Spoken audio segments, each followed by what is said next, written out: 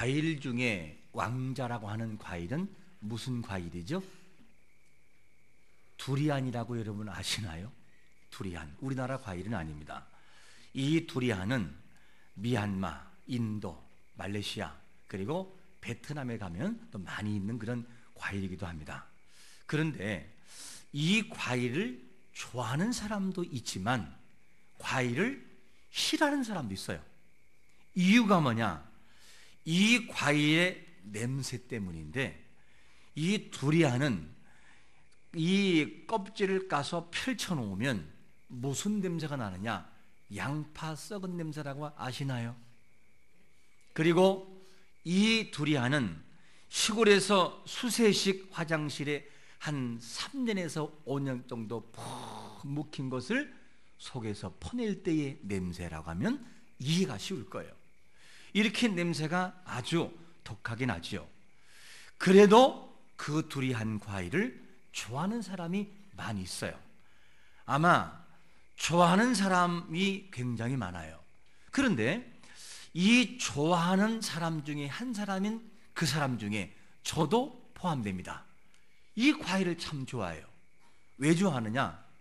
뭐 인분 푸른 냄새는 이미 시골에서 많이 겪었기 때문에 별로 중요한 것이 아니고, 이 과일을 한 입을 딱 물어뜯으면 깊은 맛이 나요.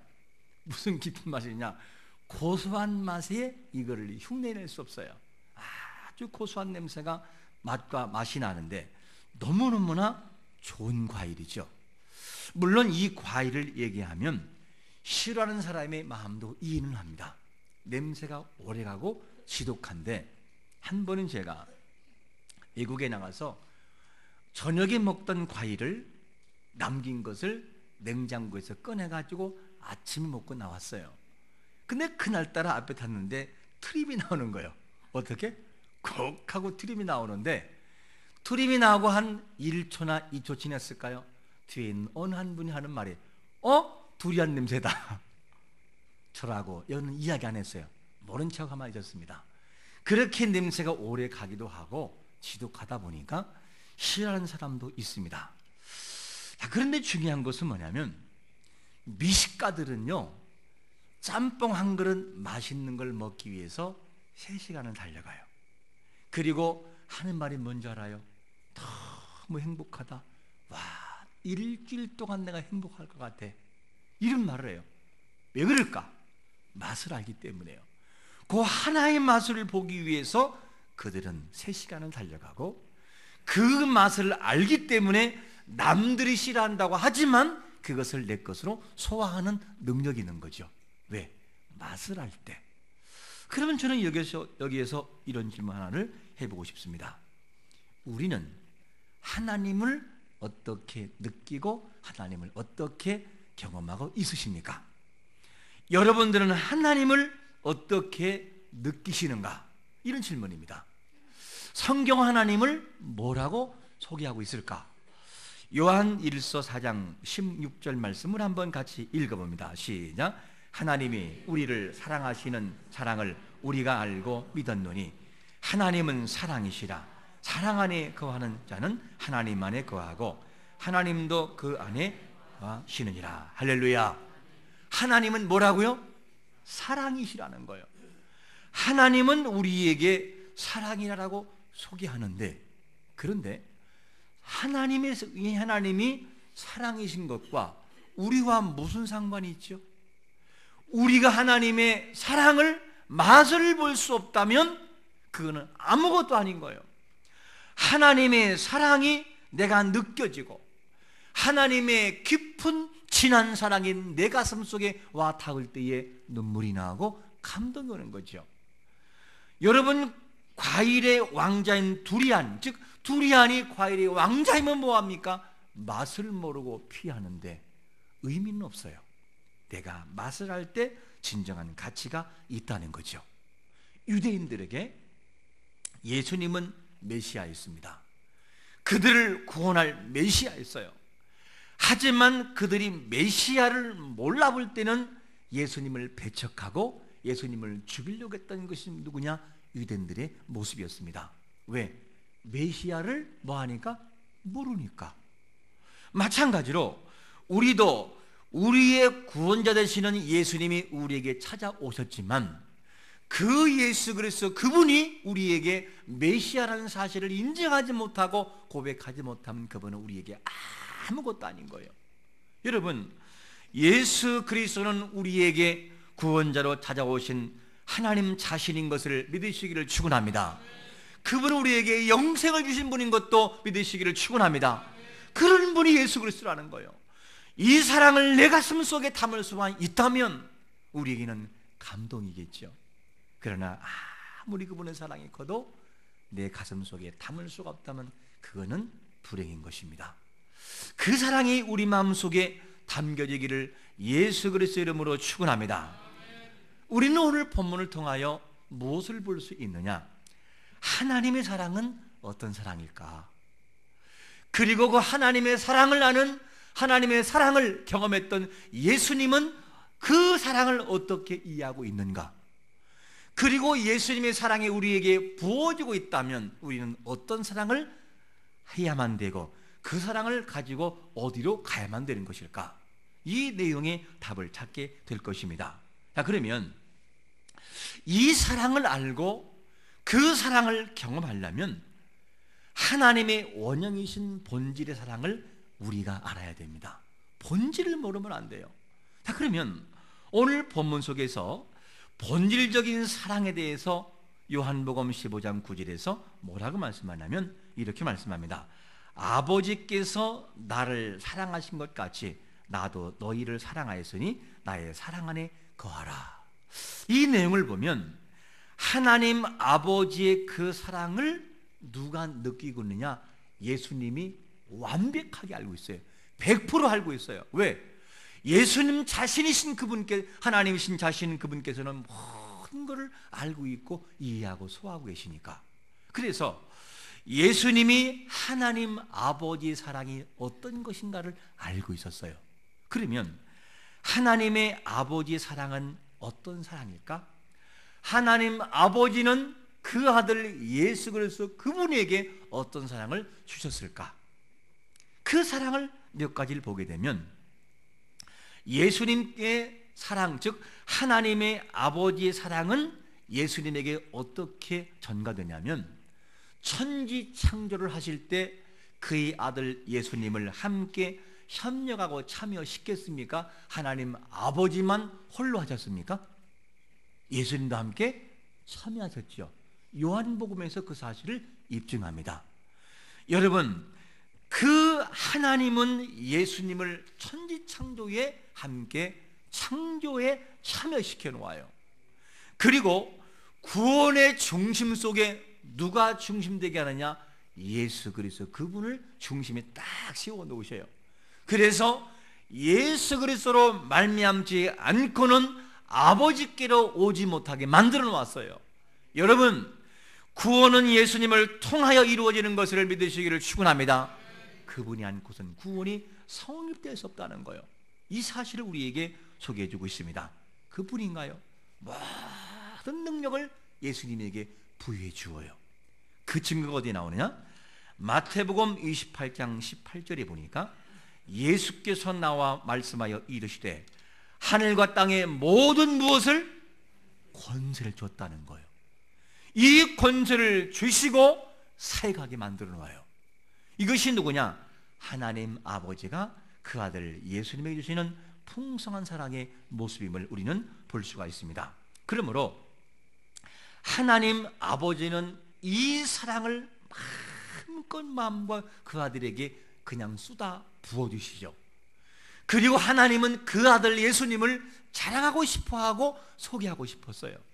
어디에서 그것을 볼 수 있느냐? 마태복음 3장 이하를 보면 예수님께서 세례 요한에게 세례를 받으시는데 그 세례받는 장면에서 예수님은 세례 요한의, 즉 사람의 온 순서에 대한 질서를 그대로 지켜주셔요.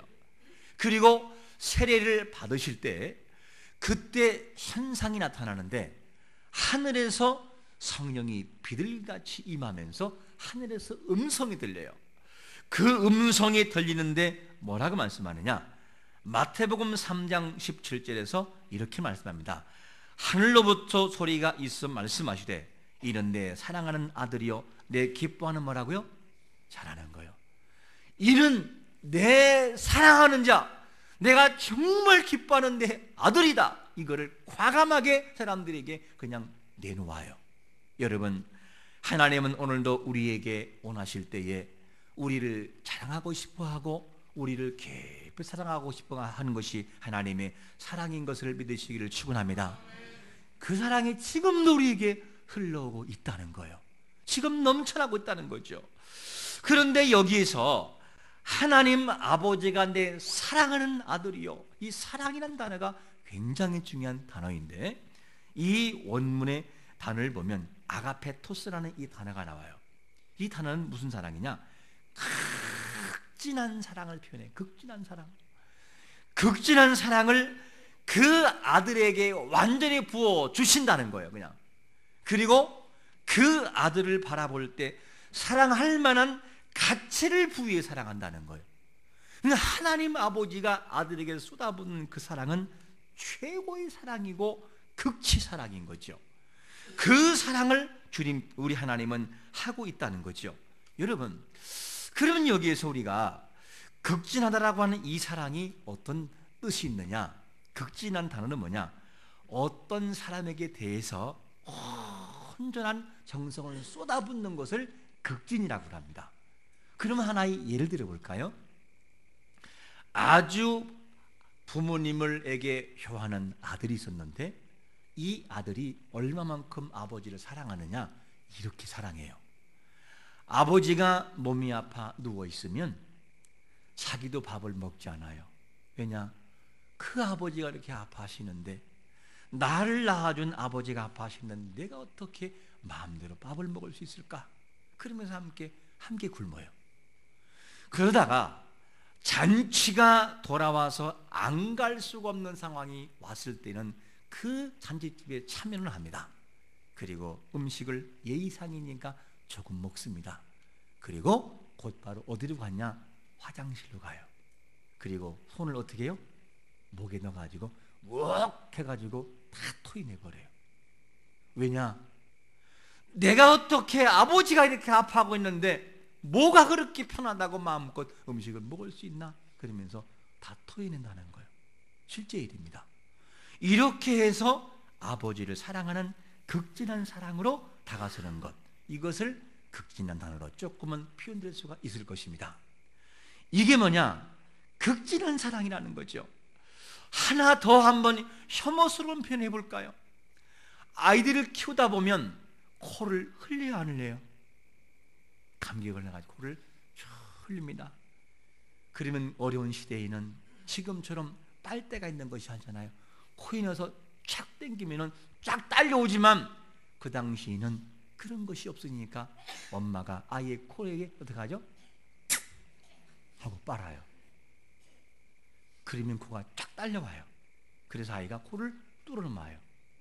혹시 지금 아이고 하는 분들은 극진한 사람과는 조금 거리가 먼 사람 같아요. 이게 뭐냐면 모든 것을 줄 수 있는 사람을 향한 사랑의 표현이죠. 그러니까 하나님 아버지가 그 아들 예수님에게 주는 사랑은요, 우리가 감히 표현할 수 없는 극진한 사랑이라는 거예요. 아가페토스. 모든 것을 줄 수 있고 모든 걸 할 수 있고 모든 것을 쏟아부을 수 있는 극진한 사랑. 이 사랑이 예수님에게 전달되고 있다는 거예요. 그런데 우리가 감사한 것은 뭐냐면 그 사랑을 경험했고 사랑을 알고 있는 예수님이 뭐라고 하느냐? 아버지가 나를 사랑하신 것 같이 우리를 사랑한다는 거예요. 여러분, 이 단어를 생각할 때마다 감사하지 않을 수 없어요. 근데 이 예수님은 하나님이 그렇게 보여주는 사랑을 어떻게 되느냐? 아버지가 나를 사랑하신 것 같이 모든 걸 소화하고 있고 아버지의 사랑을 100% 마음속에 담고 있다는 거예요. 여러분, 그 마음에 담고 있는 이 예수님이 우리의 주인 되시고 우리의 주가 되시고 우리의 구원자가 되는 것을 감사하시기를 축원합니다. 그 깊은 사랑이 우리에게 지금도 흘러오고 왔다는 거예요. 지금도 흐르고 있고 그 사랑이 지금도 우리에게 흘러넘치고 있어요. 우리가 하나님의 그 사랑을 어찌다 이해할 수 있겠습니까? 마치 이것과 같겠지요. 이제 막 아이를 낳은 20대 젊은 부부가 아이를 품에 안고 좋아하지요. 와, 어쩜 그렇게 나를 닮은 아이가 있을까? 그것도 진한 사랑이기도 하지만 그보다 더 진한 사랑이 어떤 사랑이죠? 그 20대의 아버지, 즉 할아버지가 손자를 안고 있을 때의 느낌이 있을 때에 막 있던 피가 순환되지 않나요? 돌잖아요. 너무 감격스러워서 그 뿌듯함, 그 눈물, 그 감동, 내 사랑하는 아들의 피부치가 내 손에 안겠다는 그 감동이 있는 그 사랑을 어찌 20대가 알 수 있겠습니까? 어찌 그렇게 잘 아냐고요? 생각을 많이 해봤어요. 그리고 물어봤어요. 어떤 사랑이냐고. 그랬더니만 그런 사랑이라는 거예요. 하나님의 사랑을 우리가 다 어찌 이해할 수 있겠습니까? 여러분, 진한 하나님의 그 사랑이 우리에게 지금도 쏟아 부어지고 있음을 100% 믿으시기를 축원합니다. 부어지고 있다는 거예요.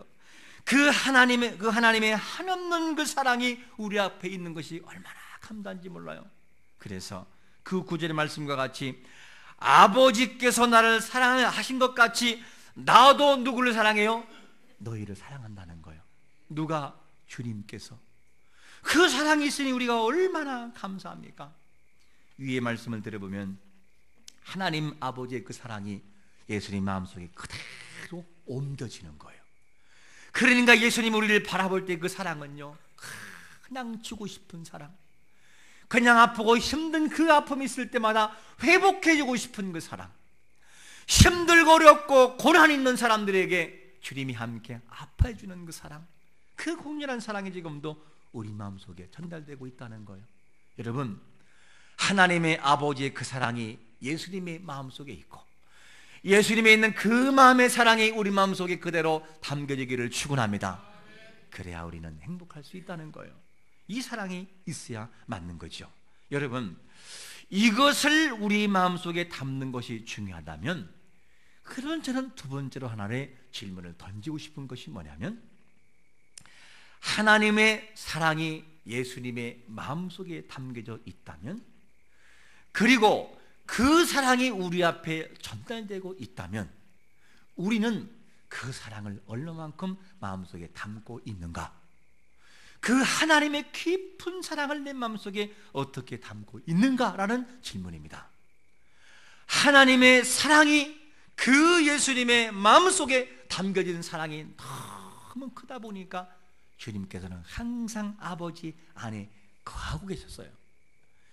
그리고 하나님 아버지는 항상 예수님 안에 거하고 있었고, 그렇기 때문에 예수님은 그 하나님의 깊은 사랑을 거할 때에 무엇으로 거하게 했느냐? 오늘 말씀 보니까 요한복음 15장 15절에 보니까 이렇게 말씀합니다. 같이 한번 읽어볼까요? 시작.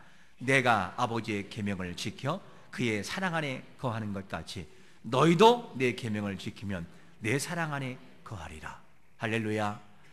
예수님은 항상 아버지의 말씀과 계명 안에 거했어요. 그리고 그 사랑을 충분히 느껴봤어요. 우리도 예수님 안에 거하는 사람이라면 그의 계명 안에 의무가 아니라 감격과 감사로 거하는 것이 마땅한 것을 믿으시기를 축원합니다. 그게 우리가 해야 할 모습이라는 거죠. 분명히 오늘 본문은 계명을 지킨다고 했는데 우리도 그 계명을 지키며 살아가는 것이 너무나 중요합니다. 이 하나님 아버지 사랑이 예수님의 마음속에 그대로 부어지니까 예수님은 한 번도 아버지의 말씀을 거부해 본 적이 없어요. 여러분, 부모의 사랑을 정말 진하게 느끼면 자녀가 어떻게 하는 줄 아십니까? 아버지의 명령과 말씀을 거부하지 않아요. 예, 속이 상해도 그대로 그 말씀 마음속에 담고 돌아가서 삶을 살아갑니다. 그리고 사랑하는 자녀가 부모를 사랑하는 마음이 있다는 것을 알면 같은 자녀임에도 불구하고 그냥 주고 싶어요. 못 줘서 한이지 그냥 주고 싶어요. 이것이 뭐냐면 그분 안에 거하며 살아가는 삶의 모습이라는 거죠. 여러분, 예수님은 항상 하나님 아버지 사랑 안에 거했어요. 왜? 아버지의 사랑이 어떤지를 100% 소화하고 알고 있으니까. 우리도 예수님의 사랑이 어떤지를 안다면 그분 안에 거하는 삶이 맞는 것을 믿으시기를 축원합니다. 항상 그분 안에 거하는 것이 중요하죠. 그러므로 예수님이 말씀하신 계명을 우리가 지켜야 하는 이유가 있어요. 왜 예수님처럼 하나님의 계명 안에 거하느냐? 그 이유가 뭐냐? 오늘 본문 요한복음 15장 11절은 이렇게 말씀합니다. 내가 이것을 너희에게 이름은 누구의 기쁨을요? 내 기쁨이 누구 안에? 너희 안에. 이 말씀을 보면 내 기쁨에 이 하나님 아버지 안에 거하는 내 기쁨을 내가 너에게 마음껏 부어주고 싶다는 거예요. 내가 느끼는 이 행복을 너도 한번 느껴보아라. 너도 함께 경험해보아라. 그러면서 하는 말이 뭐냐면 너희의 기쁨을 충만하게 하기 위해서 거하라는 거예요. 여러분, 예수님의 제자들은 이미 하늘나라의 기쁨을 마음의 씨로 소유하고 있었어요. 그런데 그 제자들이 하나님의 기쁨을 더 경험하려면 예수님의 안에 거하라는 거예요. 계명을 지켜보라는 거예요. 그러면 그 계명이 충만하게 된다는 거예요.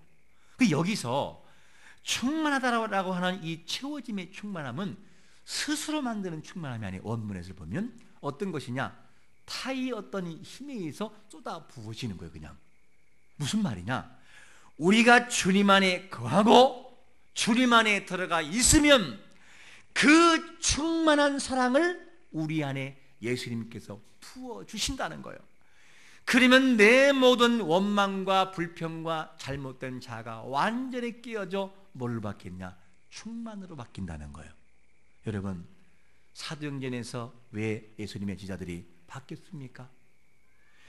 율법으로 살아가던 그들의 모습이 바뀌는 것은 뭐냐면 성령이 그들의 마음속에 임하고 성령이 그들의 삶을 뒤엎어 놓으니까 완전히 바뀌어지는 거예요. 여러분, 성령이 내 가슴 속에 임하면 인생이 바뀌는 걸 믿으시기를 축원합니다. 바뀐다는 거예요. 그러므로 우리가 그분 안에 거할 때에 성령이 우리 마음속에 충만하게 부어주어서 바꿔놓겠다는 거예요. 너도 그 경험을 해보아라. 내가 느끼는 이 아버지의 사랑이 너의 마음속에도 한번 임하지 않겠느냐? 느껴보아라. 왜냐? 그것을 위하여 너는 내 계명 안에 거해야 되고 내 안에 거해야 돼. 이 사실을 주님께서 말씀하는 것이죠. 여러분, 이 하나님의 사랑을 내 마음속에 담고 돌아가기를 축원합니다. 그러면 하나님 아버지의 사랑을 예수님은 알고 받았다면, 그 사랑이 우리에게 전달됐다면 그 사랑을 받은 우리는 이 말씀을 어디로 가져와야 되나? 오늘 본문 보니까 요한복음 15장 12절은 우리에게 이렇게 답을 줍니다. 시작. 내 계명은 곧 내가 너희를 사랑한 것 같이 너희도 서로 사랑하는 이것이니라. 여러분, 하나님 아버지로부터 주어진 그 사랑을 예수님이 100% 소화하고 나아갔듯이 오늘도 우리에게 예수님으로부터 주어지는 사랑을 우리 마음속에 담고 돌아가 이웃을 향해 나아갈 때 하나님의 기적이 있는 걸 믿으시기를 축원합니다.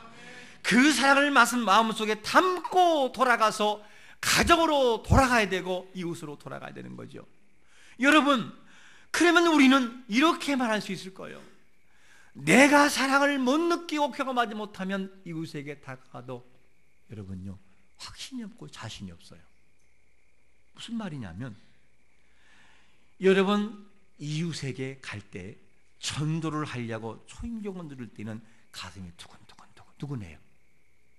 그런데 뭔가를 내가 좋은 것을 주기 위해서 갈 때는 마음에 두근거릴까요? 행복할까요? 행복하죠. 예를 들어 볼까요? 전도하라 그래서 전도의 확신도 없고 예수님에 대한 확신도 없어요. 그래서 전도를 하려고 손정 누르려니까 가슴이 막 뛰어요. 땡동 누르는데 누구야? 그러면 깜짝 놀라가지고 계단으로 도망가는 거. 왜? 확신이 없으니까. 하지만 내가 이사 가가지고 시루떡을 잘 만들어서 김이 모락모락 오르는 이 시루떡을 한 사발을 가지고 가면서 트릭을 누를 때는 자신 있게 누를까요? 두근거릴까요? 자신이 있지. 왜? 누구세요? 아, 예, 이사 와가지고 떡 주려고 왔어요. 아, 그래요? 문을 상냥하게 열어주니까. 아니까. 무슨 말이냐면 하나님의 그 사랑을 예수님처럼 마음속에 100% 담고 내 가슴속에 담는 사람에게는 이웃이 두렵지가 않고 원수가 무섭지가 않고 원수가 있다 할지라도 그 사랑을 가지고 내가 이웃에게 가면 원수가 굴복하는 것을 믿으시기를 축원합니다. 그래서 우리는 예수님이 하나님의 사랑을, 내가 아버지 사랑을 아는 것처럼 우리 또한 예수님의 사랑을 알아야 되는 거고, 알되 맛을 보아서 알아야 되는 거예요. 그 사랑이 얼마나 위대한가를 내 가슴 속에 알고 나갈 때 그 사람을 통하여 변화 역사는 시작되는 것입니다.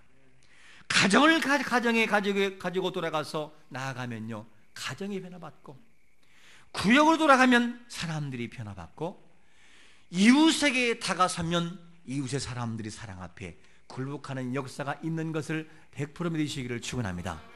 그래서 우리는 그 사랑을 마음속에 담고 들어가기 위해서 맛을 봐야 하는 거죠. 맛을 보아서 알아야 됩니다. 그 사랑을 모르면 자신감이 안 생깁니다. 우리가 이 말씀을 기억하면서 우리 마음 깊은 곳에 하나님의 그 사랑을 마음껏 담고 돌아가 이웃에게, 가정에게 전해줄 수 있는 사랑의 용기가 있으시기를 예수 그리스도의 이름으로 축원합니다. 아멘.